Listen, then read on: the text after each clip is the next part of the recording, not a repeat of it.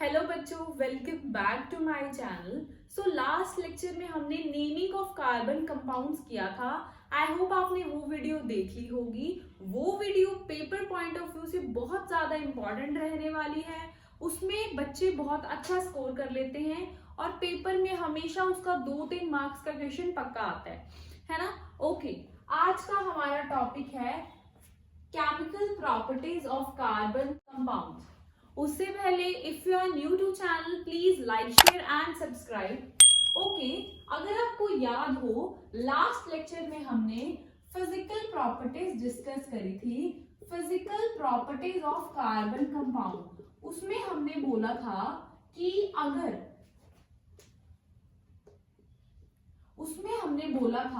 कि अगर molecular mass एक कंपाउंड का बढ़ रहा है तो उसका जो मेल्टिंग पॉइंट है या उसका जो बॉइलिंग पॉइंट है, मेल्टिंग पॉइंट और बॉइलिंग पॉइंट तो समझते हो ना, वो बढ़ जाएगा, है ना। ठीक है, उसमें हमने होमोलॉगस सीरीज की बात करी थी। फॉर एग्जांपल हम अल्कोहल की सीरीज लेते हैं C2H5OH। मैंने बताया था यहाँ पे CH2 हर एक स्टेप में, हर एक कंपाउंड में CH2 ऐड हो रहा है। नेक्स्ट बनेगा C3H7OH। नेक्स्ट इस सीरीज में आएगा C4H9OH। ऐसे आप जितनी मर्जी सीरीज लिख लो, है ना। तो जैसे हम C2H5OH से C3H7OH पे जा रहे हैं तो मॉलिक्यूलर मास इंक्रीज हो रहा है। क्यों मॉलिक्यूलर मास इंक्रीज हो रहा है? क्योंकि हर एक स्टेप में हमें पता है CH2 की एडिशन हुई है। ठीक है, कुछ एटम्स हैं वो नए ऐड अगर होंगे तो ऑब्वियसली उनका मॉलिक्यूलर मास जो है वो भी ऐड होगा। इन सब में से ये सबसे लीस्ट मॉलिक्यूलर मास वाला है, ये मिडिल में है और इसका मास सबसे ज्यादा है। ठीक है, तो इनकी फिजिकल प्रॉपर्टीज कैसी रहने वाली है? इसका जो मेल्टिंग और बॉइलिंग पॉइंट है वो कम होगा, इसका उससे ज्यादा और इसका सबसे ज्यादा। ओके, ये होगी फिजिकल प्रॉपर्टीज की बात। ये तो पुरानी बात है, हमने पहले भी करी थी। ठीक है, अब अगर हम केमिकल प्रॉपर्टीज देखें इस सीरीज में, चाहे आप इसकी केमिकल प्रॉपर्टीज देख लो, चाहे आप इसकी केमिकल प्रॉपर्टीज देख लो, चाहे आप इसकी देख लो। ठीक है, हर कंपाउंड जो सेम सीरीज का है वो एक तरह की ही केमिकल प्रॉपर्टीज शो करेगा। ठीक है, फॉर एग्जांपल यहाँ पे अगर कंबशन हम करेंगे, ठीक है, अगर हमने इस पे मान लो इसकी O2 के साथ कंबशन करी, ये भी CO2 प्लस वाटर देगा। ठीक है, ये भी CO2 प्लस वाटर देगा और ये वाला जो नेक्स्ट कंपाउंड है C4H9OH, ये भी CO2 के साथ वाटर ही देगा। ओके, हम एक एक करके डिटेल में डिस्कस करते हैं प्रॉपर्टीज। ओके बच्चों, हम एग्जांपल से डिस्कस करेंगे, कंबशन को समझने की कोशिश करते हैं। पहले हम कार्बन कंपाउंड समझना चाहते हैं तो हम कार्बन की ही एग्जांपल लेते हैं। कार्बन को हमने बर्न किया एयर में, यानी ऑक्सीजन की प्रेजेंस में, तो हमें CO2 मिली प्लस बहुत सारी हीट मिली प्लस बहुत सारी लाइट मिली। ओके, ये मिला। ठीक है, कार्बन किसमें, कोल ले लो, कोल को बर्न करा तो CO2 निकलेगी, हीट और लाइट निकलेगी। ठीक है, this was first example. Second example, let us suppose हम कोई कार्बन का कंपाउंड ले लेते हैं, हाइड्रोकार्बन ले लेते हैं।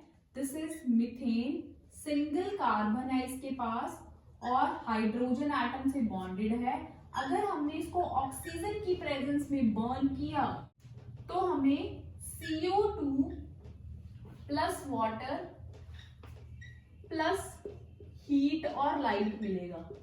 Okay, that is same condition, same situation है। कार्बन को बर्न करने में भी हमें सेम ही मिला था, है ना। Okay, next example C2H5OH, ethanol है, अल्कोहल की एग्जांपल ली है हमने। अगर हम अल्कोहल को एयर में बर्न करें, एयर में O2 है, उसके साथ रिएक्ट करके वो CO2 plus O2 plus large amount of heat and light देती है ये रिएक्शन। ओके, अब आप इनको बैलेंस कर लो खुद से। ठीक है, तो यानी कि कंबशन करने पर CO2 हीट प्लस लाइट निकलनी है, ये कार्बन और उसके कंपाउंड्स की कैरेक्टरिस्टिक प्रॉपर्टी होगी। ओके, एक और चीज देखो, जब हम एक आपको बहुत ही अच्छी एग्जांपल से समझाने की कोशिश करती हूँ मैं। फॉर एग्जांपल, हम घर में जब केरोसिन या LPG का स्टोव बर्न करते हैं, स्टोव होता है जो, तो समटाइम्स आप देखोगे उसमें क्या होता है, ब्लू कलर की फ्लेम आ रही है, और समटाइम्स क्या होता है, रेड ऑरेंज फ्लेम आ रही है। तो क्या मतलब है इसका, देखो जब तो ब्लू फ्लेम आ रही है, दैट मीन्स जो उसमें कंबशन हो रही है वो कंप्लीट कंबशन है, ठीक है, कंप्लीटली बर्न हो रहा है सब्सटेंस। वेयर एज जब रेड ऑरेंज फ्लेम आ रही है तो दैट मीन्स जो कंबशन है वो इनकम्प्लीट है, आपके जो स्टोव के जो बर्नर के होल्स हैं उनमें कुछ फंस गया है, वो कंप्लीटली ऑक्सीजन नहीं प्रोवाइड कर रहे हैं, जिस वजह से रेड ऑरेंज कलर की फ्लेम आपको देखने को मिल रही है।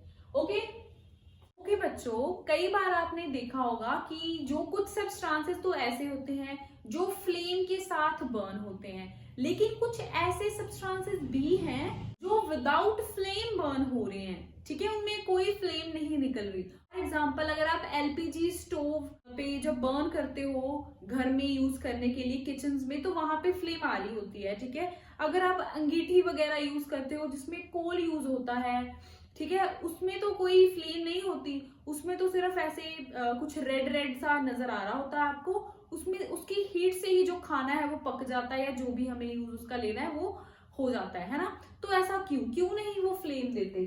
अब देखो, कोई भी सब्सटेंस फ्लेम क्यों दे रहा है, ठीक है। फॉर एग्जाम्पल, हम अभी LPG या कैंडल की बात कर रहे थे, क्योंकि इनमें वॉलेटाइल सब्सटेंसेस हैं। अब वॉलेटाइल सब्सटेंसेस क्या होते हैं, देखो वॉलेटाइल सब्सटेंसेस, देखो बच्चों, वॉलेटाइल सब्सटेंसेस वो हैं जिनके पास टेंडेंसी है टू फॉर्म वेपर, ठीक है, टेंडेंसी टू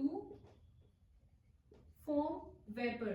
वेपर पता ना आपको, वेपर एक ऐसी स्टेज है जिसमें लिक्विड और गैसेस का मिक्सचर प्रेजेंट होता है, ठीक है। तो और ये जो कैंडल है और LPG है, इनमें कुछ ऐसे सब्सटेंस होते हैं जिनसे वेपर बनता है, यानी कि लिक्विड और गैस का एक मिक्सचर सा बनता है। उसको अगर हम फर्दर बर्न करते हैं तो क्या होता है, तो प्रॉपरली जो लिक्विड है वो भी बर्न होके गैस में चेंज हो जाता है, और ये गैस की वजह से ही फ्लेम आ रही है। ओके, वॉलेटाइल सब्सटेंस था, उसने कुछ गैस दी और हमारे पास फ्लेम आ गई, ठीक है, जो कि एलपीजी और कैंडल में होता है, ठीक है। और देखो, अगर हम कोल की बात करें, कोल इन अंगीठी, उसमें क्या होता है, उसमें कोई जो वॉलेटाइल सब्सटेंसेस हैं जिन्होंने गैसेस देनी है वो है ही नहीं, तो गैसेस नहीं बनेगी तो उनके पास कोई भी, तो उनकी फ्लेम नहीं बनेगी। ये जो कोल है आपको रेड कलर दिखाई देता है, इसमें हीट प्रोड्यूस होती है, की वजह से हम इसको कुकिंग एंड ऑल ऐसा यूज कर सकते हैं इनका। ओके बच्चों, our next reaction is oxidation reaction. देखो, ऑक्सीडेशन भी हमने पढ़ा हुआ है, कोई भी सब्सटेंस है अगर उसमें ऑक्सीजन ऐड हो रही है, ठीक है, यहां से पता चल रहा है आपको, ऑक्सी से मतलब it is related to oxygen. Oxygen कोई भी सब्सटेंस में ऐड हो रही है, या उल्टा कर दो इसका कि रिमूव हो रहे हैं हाइड्रोजन एटम्स किसी सब्सटेंस से, अगर इन दोनों में से एक भी चीज हो रही है तो that is considered as oxidation reaction. अगर दोनों हो रही है, एडिशन ऑफ ऑक्सीजन भी हो रहा है, रिमूवल ऑफ हाइड्रोजन भी हो रहा है, तो है ही वो ऑक्सीडेशन रिएक्शन। देखो बच्चों, अभी हम कंबशन रिएक्शन करके आए हैं। कंबशन रिएक्शन में हमने देखा था हीट और लाइट निकल रही थी, है ना, और वो वहां पे ऑक्सीजन की प्रेजेंस में हो रहा था वो सारा काम, और वहां पे ऑक्सीजन की प्रेजेंस में CO2 हमें मिल रही थी। क्या थी वो एग्जांपल हम डिस्कस करें? C+O2 to form CO2 plus heat plus light. ये थे एग्जांपल। देखो यहाँ पे ये सब्सटेंस है एक कार्बन, इसमें ऑक्सीजन हमने ऐड कर दी और इसने एक ऐसा कंपाउंड जनरेट कर दिया जिसमें ये वाला सब्सटेंस यानी कि कार्बन और ऑक्सीजन भी प्रेजेंट है। तो ये एक ऑक्सीडेशन रिएक्शन होगी। ओके। ऑल्सो बच्चों यहाँ पे हीट भी लिबरेट हो रही है। आपको पता है किसी भी रिएक्शन में अगर हीट लिबरेट हो रही है, बाहर निकल रही है, यानी कि एक्सोथर्मिक, ये एक एक्सोथर्मिक रिएक्शन भी है। एक्सो मींस एग्जिट, बाहर निकलना, thermic is related to heat, तो हीट बाहर निकल रही है तो एक्सोथर्मिक रिएक्शन भी है। ओके, एक चीज वहां पे रह गई थी। देखो अगर हमने ये कंबशन करवानी है तो हमें एक सफिशिएंट अमाउंट ऑफ एयर चाहिए। सफिशिएंट अमाउंट ऑफ एयर से हमारा क्या मतलब है? यानी कि उसमें प्रॉपर जितनी चाहिए उतनी अमाउंट ऑफ ऑक्सीजन होनी चाहिए। ओके। देखो सरप्लस ऑक्सीजन, अगर ऑक्सीजन ज्यादा है तो ठीक है, अगर लेकिन ऑक्सीजन ज्यादा नहीं है तो प्रॉपर कंबशन नहीं होगी। हमने पढ़ा था इनकम्प्लीट कंबशन होने वाली है। फॉर एग्जाम्पल मान लो CO2, यहाँ पे लिमिटेड एयर है तो हमारे पास CO2 की जगह कार्बन मोनोऑक्साइड CO बनेगा प्लस हीट प्लस लाइट। ठीक है। और कार्बन मोनोऑक्साइड अगर आपको पता हो बहुत ही पॉइजनस गैस है। ठीक है। और ये इनकम्प्लीट कंबशन को शो कर रही है reaction. Okay okay, now come to another examples of oxidation. Okay, देखो बच्चों ऑक्सीडेशन में एक बहुत ज्यादा अच्छी रिएक्शन है हमारे पास, जिससे क्या होता है, हम अल्कोहल्स को, हमने अल्कोहल्स किया था, अल्कोहल्स को हम कार्बोक्सिलिक एसिड में चेंज कर सकते हैं। बहुत ही ज्यादा अच्छी और पॉपुलर रिएक्शन है ये, जिसमें एक ही स्टेप में अल्कोहल को हमने कार्बोक्सिलिक एसिड में चेंज कर दिया। ठीक है। कैसे कर दिया ये देखते हैं हम। C2H5OH लिया, यानी इथेनॉल लिया, दैट मीन्स 2 कार्बन वाला अल्कोहल लिया और इसमें हमने क्या किया, अल्केलाइन KMnO4 डाल दिया और इसको हीट कर दिया। तो हमारे पास क्या बना, देखो पहले तो इसको हम क्या लिख सकते हैं, CH3CH2OH ऐसे लिख सकते हैं इसको। सेम ही चीज है, हमने कार्बन वाले यूनिट्स अलग कर दिए। देखो हमने सीरीज में करा था, पहला था CH3OH, CH2 ऐड कर दिया, CH3CH2OH, एक और CH2 ऐड कर दिया, CH3CH2CH2OH। वहां पे हमने इनको ऐसे लिखा था, ये तो ऐसे लिखा था CH3OH, ये हमने लिखा था C2H5OH और ये हमने लिखा था C3H7OH। तो वही बात है, हमने C2H5OH को CH3CH2OH लिख दिया। ठीक है, ठीक है, ये हमने लिख दिया यहाँ पे। ओके, तो अब क्या होगा, ये जो ग्रुप है, ये वाला पूरा ग्रुप, इसमें इसको हम कार्बोक्सिलिक एसिड बना देंगे इसके साथ रिएक्ट करवाने के बाद, CH3COOH, यानी देखो इसमें एक ऑक्सीजन थी, इसमें 2 ऑक्सीजन होगी, एडिशन ऑफ ऑक्सीजन तो हुआ ही है, और साथ में ये वाले 2 जो H2 एटम्स थे ये भी रिमूव हो गए। दैट मीन्स ये एक ऑक्सीडेशन रिएक्शन है जिसमें ऑक्सीजन की एडिशन भी हुई है और H2 भी निकल रहे हैं। एक और एग्जांपल देखते हैं हम। फॉर एग्जांपल हमने ये लिया CH3, ओके, C3H7OH प्रोपेनॉल लिया। प्रोपेनॉल में हमने अल्केलाइन KMnO4 के साथ तो हमने ये रिएक्शन कर दी, वो तो हम डाल ही सकते हैं। हम एक नया रीएजेंट ले आते हैं जिससे हम अल्कोहल से कार्बोक्सिलिक एसिड बना सकें। So that is acidified K2Cr2O7 plus इसको हमने किया हीट। इसने भी क्या किया बच्चों, पहले तो आप इसको लिख लो, कैसे इसको ओपन करके लिख सकते हो, CH3 CH2 CH2OH। ये जो लास्ट वाला ग्रुप है इसने इसको COH में चेंज कर दिया, यानी कि CH3 CH2 COOH बन गया। ठीक है, 2 कार्बन थी और कार्बोक्सिलिक एसिड है, इथेनोइक एसिड बन गया, अगर आपने नेमिंग वाली अच्छे से ये वीडियो देखी है। और 3 कार्बन है तो प्रोपेनोइक एसिड बन गया। ओके, देखो बच्चों, अब हमने ये 2 चीजें डाली, ये वाली अल्केलाइन KMnO4 और एसिडिफाइड K2Cr2O7। ओके, इन दोनों चीजों ने कुछ ऐसा किया कि इनमें ऑक्सीजन ऐड होगी।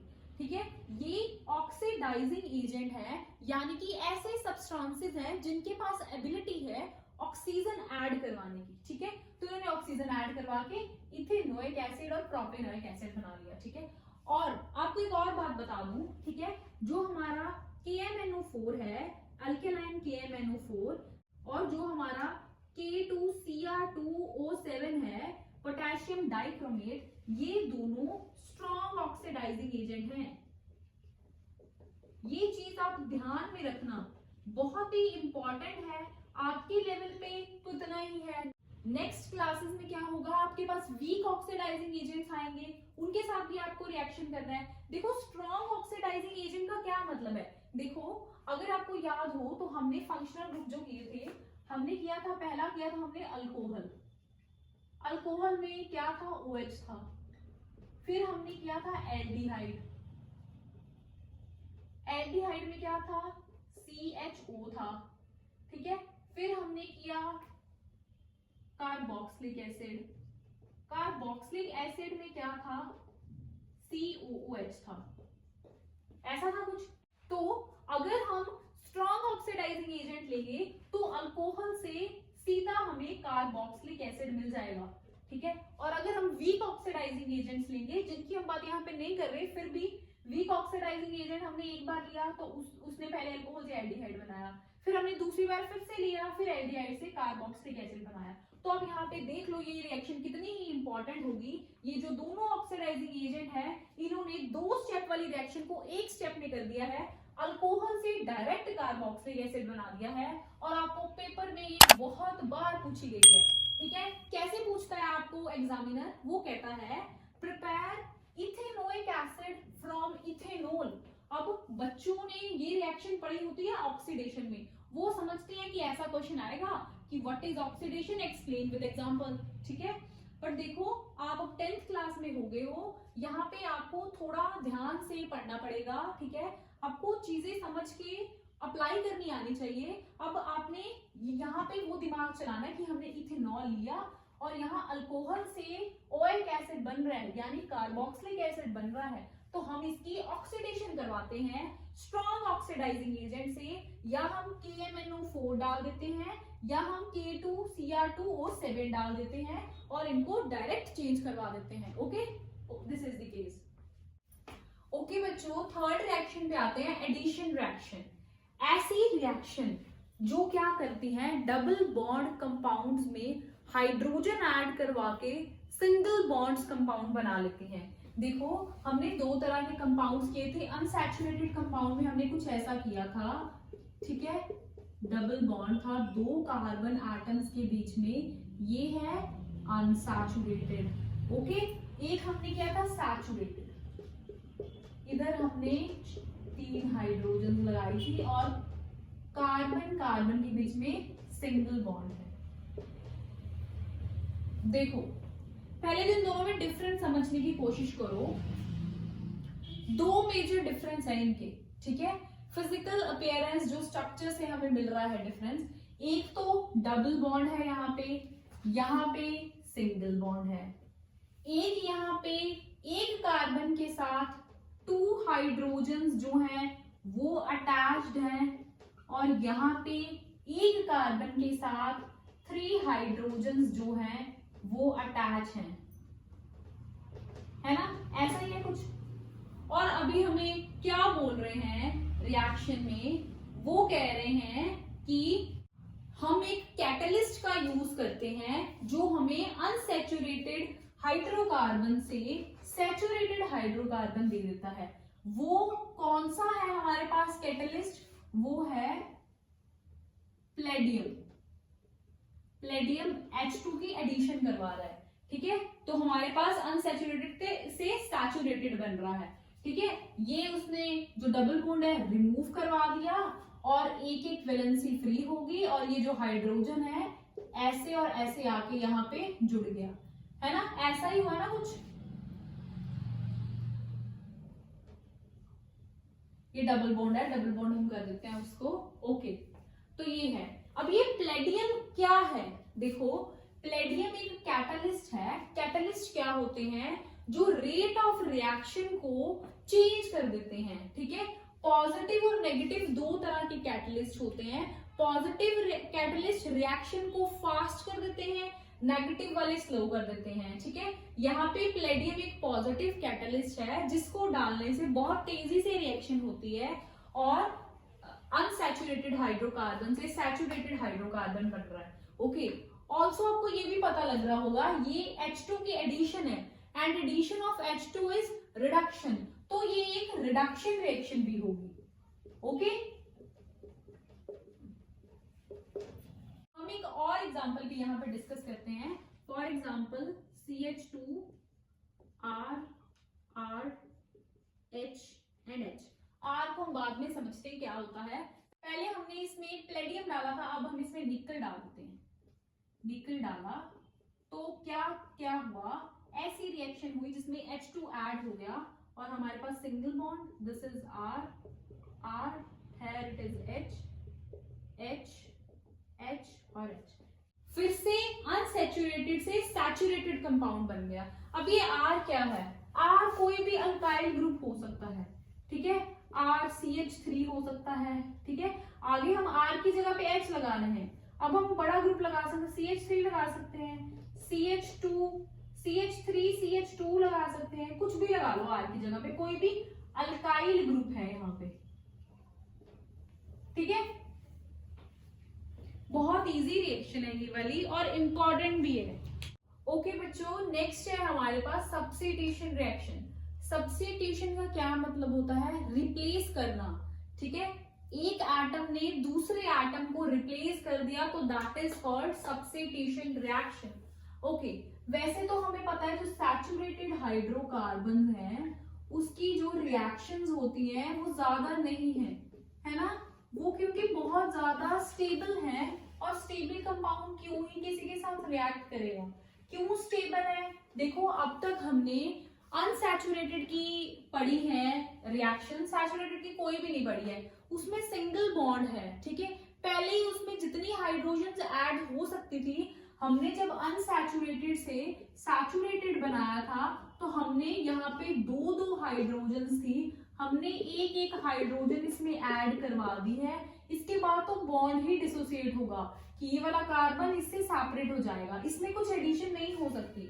बहुत स्टेबल कंपाउंड होते हैं सैचुरेटेड। बट देखो बच्चों, सब्स्टिट्यूशन रिएक्शन में हमारे पास एक ऐसी रिएक्शन होती है जिससे हम सैचुरेटेड हाइड्रोकार्बन की भी रिएक्शन करवा सकते हैं।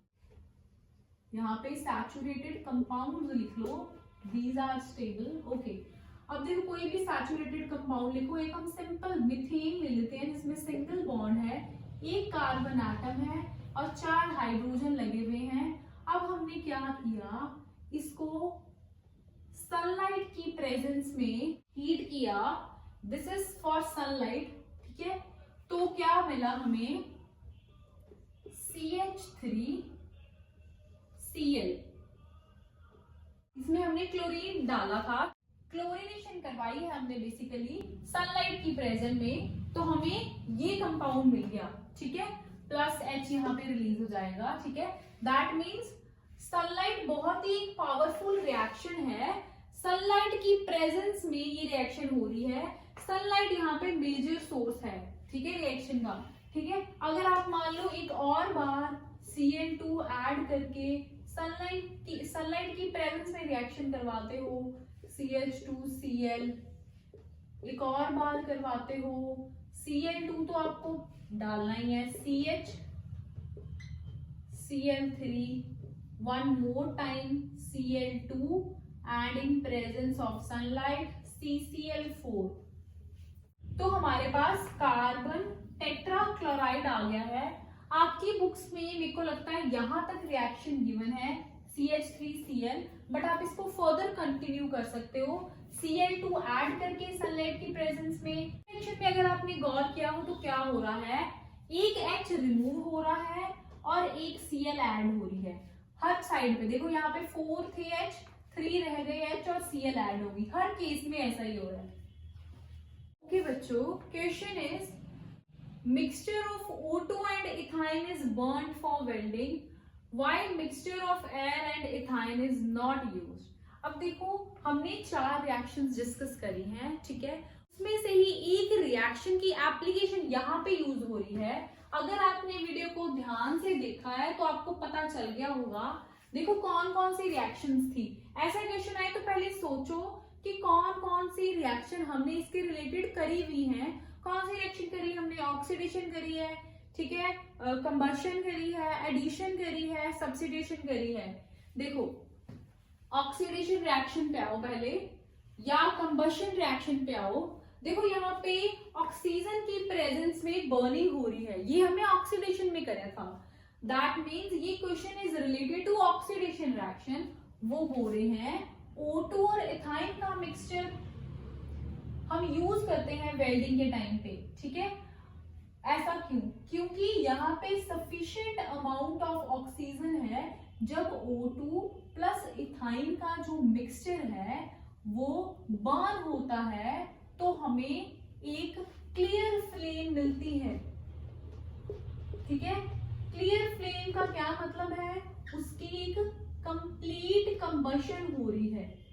कंप्लीट कंबशन से क्या क्या करना है हमने, आपके मन में सवाल आना चाहिए कि कंप्लीट कंबशन से हमें क्या मतलब है। देखो जब कंप्लीट कंबशन होगी तो हीट ज्यादा प्रोड्यूस होगी। हीट ज्यादा प्रोड्यूस होगी तो जो वेल्डिंग है वो प्रॉपरली हो पाएगी, एफिशिएंटली हो पाएगी। जबकि जब हम एयर प्लस इथाइन का मिक्सचर लेते हैं तो हमें और इनको बर्न करते हैं तो हमें एक सूटी फ्लेम मिलती है, ठीक है। यानी कि यहाँ पे इनकम्प्लीट कंबशन हो रही है। जो हीट है वो यहाँ पे प्रॉपर नहीं आ रही है और हीट ही चाहिए हमें वेल्डिंग करने के टाइम पे, तो हम ऑक्सीजन और इथाइन का मिक्सचर लेते हैं।